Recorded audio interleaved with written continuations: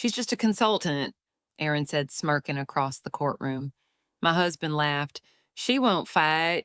Ava's not built for this.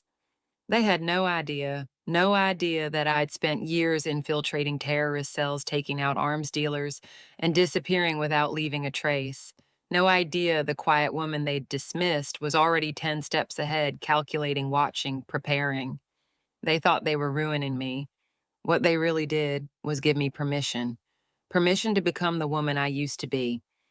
And this time, there were no orders, no limits, no one to save them from me. I used to believe in second chances. Maybe that's why I stayed with Zach longer than I should have. Why I ignored the signs, that the late nights, the client dinners that didn't smell like steak and wine when he came home. He was slick. Always had an excuse, always knew how to make me doubt my gut. But my instincts weren't trained to doubt, they were trained to detect patterns, spot deviations, survive. I'd built a quiet life in Portland after retiring from the field.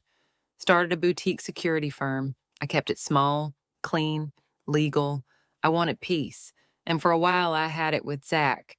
We met at a housing expo. He sold high-end properties, wore a charm like a tailored suit, made me feel seen safe even. Funny, right? A woman who used to carry classified intel and microchips sewn into her jacket lining, feeling safe with a real terror. We married after a year. He never asked much about my past, thought I used to be in private consulting. I let him believe it. The trouble started slow, subtle, his phone always face down, password changed, sudden interest in early morning runs, which I knew weren't runs because the GPS on his smartwatch still pinged our driveway. But the moment that flipped the switch for me, it was when I opened our joint credit card statement and saw a $620 charge at the Langford Hotel, a boutique downtown spot famous for its discretion. He said it was for a client. Aaron needed a suite for a deposition. She's the firm's partner now, babe. I had to step up. Aaron, his coworker, tall, always manicured, and with that tone women use when they want you to know your man isn't just yours. I smiled and nodded like I believed him. Then I called in a favor. Ava Grant, the suburban wife, slid into the background, and the woman I used to be stepped forward. I activated a private surveillance node 3 blocks from the Langford, slipped a keystroke logger into Zach's laptop while he slept, monitored text backups via his cloud account. I told myself it was overkill, but then I saw the first message. You looked incredible last night. Let's book the suite again same time next week. My throat went dry. I read it 10 times. I didn't cry. I didn't scream. I didn't throw his laptop. I just sat there, still, quiet, cold. Then I smiled because they had no idea who they were messing with. It's strange how quickly love can rot into something poisonous. Zach and I still shared a bed, still made coffee in the same kitchen, still smiled at each other in front of young friends like nothing was wrong. But I knew, and knowing changed everything. Every touch felt like a lie, every good morning like a slap, and the worst part, he didn't even notice. I let it play out. I let him get comfortable. He left his laptop open more often sometimes while FaceTiming Aaron. They thought whispering made them safe, but sound travels, especially when it's recorded through a parabolic mic I had hidden behind the bookshelf. Once she signs, Aaron giggled one night we're set. The house, the accounts, the firm. You deserve better than her Zach. Damn right, he chuckled. She's obsessed with all her little cameras and threat assessments. Like anyone cares about a glorified security chick, she'll fold the minute we hit her with legal. They laughed, and I listened. Every single word. They were planning everything to gut my business, to humiliate me in court, to paint me as paranoid and unstable. Zach even joked that I'd probably try to install spy gear in the courtroom. Oh, if only he knew. By the second week, I had enough audio to make a federal prosecutor weep. But I wanted more. Not just revenge, I wanted understanding. I wanted to know why he did it. So I confronted him, gently. One evening while we sat on the porch sipping wine, I said, "You ever feel like we're just pretending?" He gave a lazy shrug. "Marriage gets boring. That's normal, right?" I nodded slowly. "Sure, but you'd tell me if something was wrong, wouldn't you?" He didn't answer, just sipped and stared at the street. That silence told me everything. The next morning, I left early for a client consultation, which was code for driving to a cabin 2 hours east, a place only 3 people knew existed, people I hadn't spoken to in years. Tony Keller was waiting inside when I arrived, former CIA field handler, the one who helped me disappear the first time. Ava, she said, without even turning around, I was wondering when you'd come crawling back. I need contingency planning, I said, full black level support, access to asset protocols, surveillance backup, cleanup contacts, financial rerouting. She turned slowly, eyes scanning me like a scanner from the old world. You're not crawling, you're hunting. I nodded, and I'm not doing it alone. Over the next 48 hours, I reactivated my network. Simone Reed Tactical Ops, Dana Briggs, financial ghosting expert, Leo Burns, my digital shadow. I laid out the mission neutralize Aaron and Zach's legal ambush, preemptively expose Judge Alan Brody.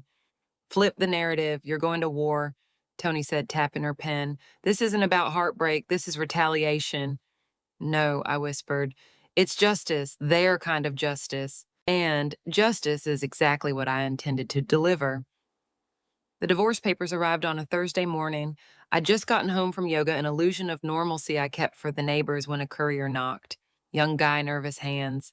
Are you Mrs. Ava Grant? I signed and thanked him. Even smiled.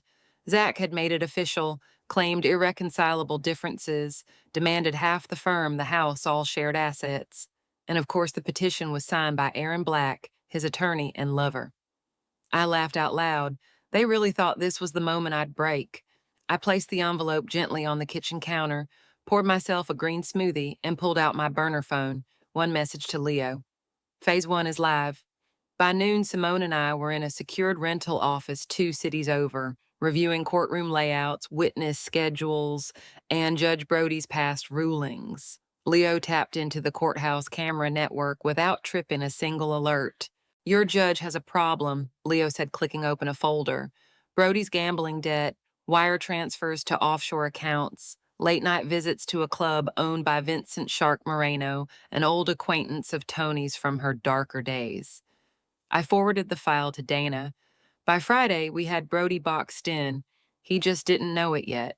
That weekend, I played the part, cooked dinner, watched Netflix with Zach, even let him kiss my forehead when he thought I was asleep. He'd made a mistake common to so many narcissists. He confused silence with weakness, loyalty with stupidity.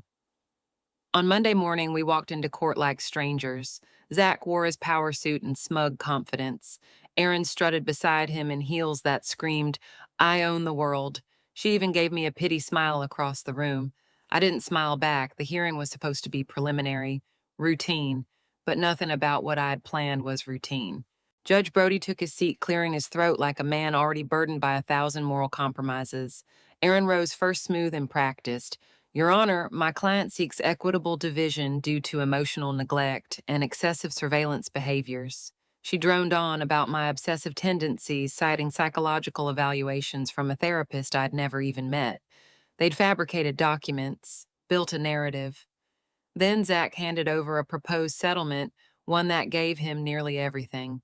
And Aaron leaned toward me with a practiced smirk. You should sign it now. This won't go better for you if we push. I looked down at the paper, then up at her, and I smiled, the kind of smile that makes predators hesitate. Is that your final offer? I asked. She blinked, what, because if it is. I stood slowly adjusting my blazer. Then you both really don't know who the hell you're dealing with. And that's when it started. Leo's voice crackled in my earpiece. Broadcast ready in 5, the courtroom was about to become a battlefield, and I'd just drawn first blood. The shift in the room was instant. 1 second, Erin was adjusting her jacket like she owned the building. The next, the courtroom monitors blinked to life. Leo, I said calmly, play clip 17. On screen, a high-definition recording lit up Zach and Erin. A hotel suite, half-dressed, laughing. She's clueless, Zach said, pouring champagne. We'll take her for everything. She's too careful to fight dirty. And Judge Brody's on our side, Erin purred. He owes me more than favors. The gasps in the courtroom were delicious. Judge Brody's face went pale. Zach jolted up. Ava, what the hell is this? I ignored him. Your Honor, I said, my voice steady, I'd like to submit a motion for your immediate recusal due to a documented conflict of interest. I clicked a remote. A second screen lit up financial records dated photos, security cam footage of Brody meeting with known fixers. Vincent Moreno sends his regards, I added softly. Brody fumbled with his gavel. This is outrageous. I stepped forward, dropping a sealed envelope on his bench. Inside, you'll find evidence of bribes, manipulated rulings, and text threads with Ms. Black. Federal authorities already have copies, but I thought it was polite to inform you personally. He didn't speak. Couldn't. Erin was on her feet yelling something about doctored evidence chain of custody. Zach looked like he might faint. You want chain of custody? I asked. Leo, show them the metadata logs. Leo's voice echoed from the courtroom speakers. All recordings time-stamped, authenticated, and back to 3 separate encrypted servers. Federal admissibility confirmed. That was when Aaron sat down. Hard. The judge wiped his forehead with a shaking hand. I need to consult Chambers. I leaned in, locking eyes with him. If you walk out of here, Alan, I whispered, just loud enough for the room to hear, you'll walk into a federal indictment. Your only choice now is to finish what we started. He froze. And then in a trembling voice, he said, I am recusing myself. Court is in recess. Gavel down. Just like that. They scattered like ants. Erin clutched her briefcase like a lifeline, muttering into her phone. Zach looked like he was about to throw up. He tried to catch my arm as I passed. Ava, please, can we talk? I stared at him, at the man I'd once loved, who'd lied to my face, stolen from me, mocked me in bed with someone else. I didn't slap him, didn't scream. I just said, you wanted war, Zach. You married a soldier, and now you're learning what that really means. Outside the courthouse, Simone waited beside the SUV. You done? She asked, holding open the door. I looked back at the building, the people still scrambling inside. No, I said. I'm just getting started. I found Zach sitting alone on the courthouse steps, tie loosened, face pale, ego shattered. Funny, he looked so small. The man who once strutted through open houses like a peacock now sat hunched over like a soaked crow, clutching a phone that no one seemed to answer. I stood in front of him. He looked up, startled. Ava, his voice cracked. I didn't speak. He tried again. I didn't know. I mean, I never thought that I'd fight back, I asked quietly. That I'd burn your little playhouse to the ground. He swallowed. Hard. I was stupid. And it wasn't supposed to go that far. We just used each other, I interrupted. Mocked me, plotted to steal everything I built. He looked away ashamed, but not enough. Never enough. You humiliated me, Zach, I said, my voice sharp.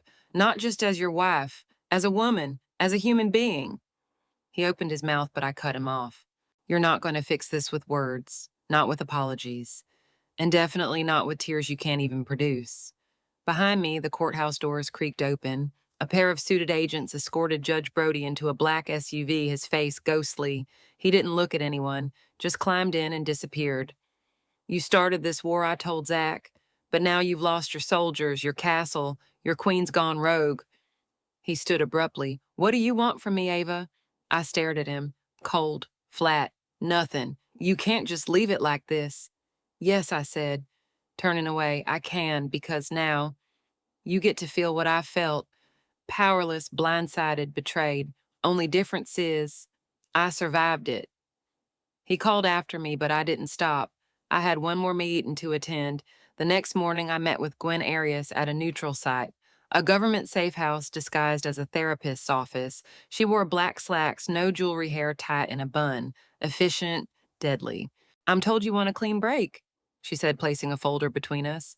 Zach's finished, I said. Aaron's reputation is imploding. Brody's going down. But I want it official, no ties, no return. She nodded. We've prepared a relocation file, several identities, remote property options, full disconnect from your current life. I scanned the folder. No Montana, I muttered. Gwen smirked. We've got one in Alaska. You strike me as someone who likes the cold. I looked up. No, I'm done hiding. She raised an eyebrow. You're not vanishing? No, I said. I'm re-emerging. There was silence for a beat. Then I have one more file for you, she said, sliding another envelope across the table. Miami, human trafficking ring, political protection, high-level corruption. DOJ can't touch it yet, but you can. My fingers grazed the edge of the folder. This was who I used to be. Not a wife, not a victim, a weapon.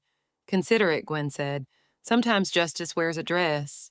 Sometimes it wears gloves. I looked her in the eye. What's the timeline? 6 months. Quiet entry. Full autonomy. I nodded slowly. Zach and Aaron had tried to destroy me. What they'd done instead was remind me who I really was. 3 weeks later, the fallout began. First came the news about Erin Black. Her law license was suspended pending investigation into ethical misconduct, fraud, and evidence tampering. Her firm released a press statement Miss Black is no longer affiliated with Wheeler and Vaughn. Translation: she was toxic, untouchable, alone. I watched the live coverage from a quiet cafe 3 cities away, sipping black coffee while Erin was swarmed by reporters outside the courthouse. She looked tired, pale, no more tailored suits, no more crocodile smirk. Just a woman scrambling to control a narrative she no longer owned. Later that day, I checked in with Claire Vance, the federal prosecutor Gwen had hinted about. We have enough to indict Brody Aaron and at least 4 of their associates, she told me. But there's something else you should know. I leaned in. Your ex-husband's been calling around. He hired a private investigator. I blinked. A former Denver detective named Mason Cole. Decent resume, has no clue what he stepped into. Of course, Zach couldn't let it go. He wasn't trying to win back the marriage. He wanted control, leverage. Maybe he thought if he exposed my past, he could flip the power balance again. But he never understood the game we were playing. He was playing checkers. I was playing chess with a loaded board. 2 days later, Mason Cole entered my old home using a spare key Zach never deactivated. He poked through drawers, snapped photos of the basement office. But what he didn't know, the system was still live. Leo had flagged his presence the moment he tripped the hidden sensor. I didn't confront him right away. I waited until he returned the next evening, and found me already inside, sitting calmly at the kitchen island. Jesus Christ, he muttered, reaching for his sidearm. I raised a hand. Don't. I'm unarmed. Just want to talk. He hesitated. You're Ava Grant, he said cautiously. No, I corrected. I'm whoever I need to be. He swallowed hard. You think Zach hired you because he wants justice? He wants revenge, I said. And he doesn't care if you get caught in the crossfire. I don't scare easily, he said. I know, I nodded. You're a vet. 2 tours, Kandahar and Fallujah. He flinched. You know what classified ops look like, Mason. You've seen things that don't make the news, so I'll give you one chance, walk away. He looked at me, then at the sealed folder I slid across the counter, inside proof of just how deep this all went. Agency seals, encrypted files, names of people he wasn't cleared to even think about. He didn't touch it. You're telling me I'm in over my head. I'm telling you the ocean doesn't care if you can swim. He stared at the file, then backed away slowly. Zach owes you 10 grand, I said, voice flat. Take it and run. He didn't say goodbye, just left. Smart man. That night I received a text from Leo. Zach's credit line frozen. Aaron under audit. Brody's resigned. Phase 3 cleared. Final move, I typed 2 words. Not yet. Because this wasn't just about ending something. It was about beginning something new.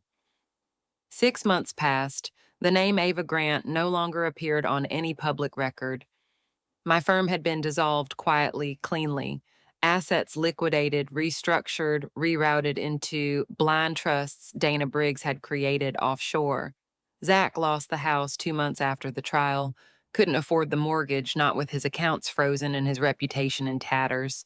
Erin, she disappeared. Rumors said she'd moved to Arizona under a different name, waiting for the disciplinary board to make its final ruling. I didn't care. Let her hide, let her rot. Judge Brody's fate made headlines. Federal indictment rocks family court system, Colorado, judge accused of bribery fraud. Collusion, he resigned before they could formally remove him. The dominoes fell exactly the way I planned, But even as the dust settled, something lingered. Not guilt, not regret, just quiet. The kind of silence that wraps around you when you finish something big, something final, and realize there's no one left to fight. I kept busy. Claire Vance, the DOJ prosecutor, offered me contracts, special assignments, work that existed in the gray, the kind that came without official paperwork, but paid in clean currency and moral clarity. I accepted one.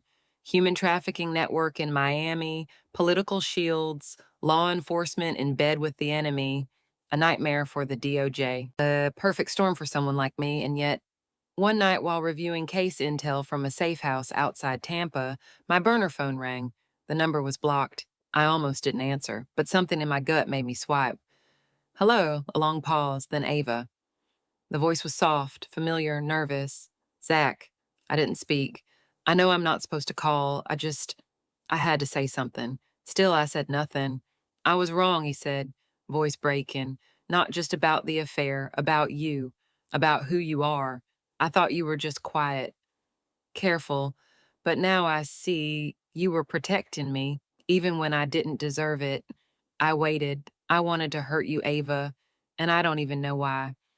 Maybe I was jealous of you, of your strength, your calm. I thought if I could break you, I could feel powerful. I exhaled through my nose, cold, still. I'm sorry, he whispered. Then I finally spoke. You don't get absolution, Zach. You get consequences. That's the only justice I offer. Silence again, then a barely audible, I know, click. I tossed the phone in the trash and walked outside. The night air was heavy with ocean salt and diesel fumes. But it was mine, my path, my rules. And somewhere in that Miami sprawl, people were hurting others thinking no one would ever come for them. They were wrong. Zach taught me that some betrayals don't need revenge. They just need a reckoning. And I've made it my mission to deliver that reckoning, one name at a time. I didn't ask to become this version of myself again, but betrayal has a way of sharpening what time tries to dull. I loved Zach once, truly. I wanted the house, the garden, the weekend wine tastings. I wanted peace. But when peace is built on lies, it becomes a prison. And when someone tries to bury you, they forget you might grow roots. What I've learned is this. You can forgive accidents. You can forgive mistakes. But betrayal is a decision, and every decision has a cost. I didn't destroy Zach. He did that all by himself. I simply refused to let him take me down with him. Now I move with purpose again. Justice not for me, but for others who've been silenced. And I sleep better than I have in years. No rings on my finger, no lies in my bed, just clarity. And the cold comfort of knowing I answered betrayal the only way it ever truly understands without mercy. So tell me, what would you do if your partner and their lover plotted to ruin your life? Would you walk away or make sure they never forget what they did? Comment below, subscribe, and stay sharp, because some ghosts don't stay buried.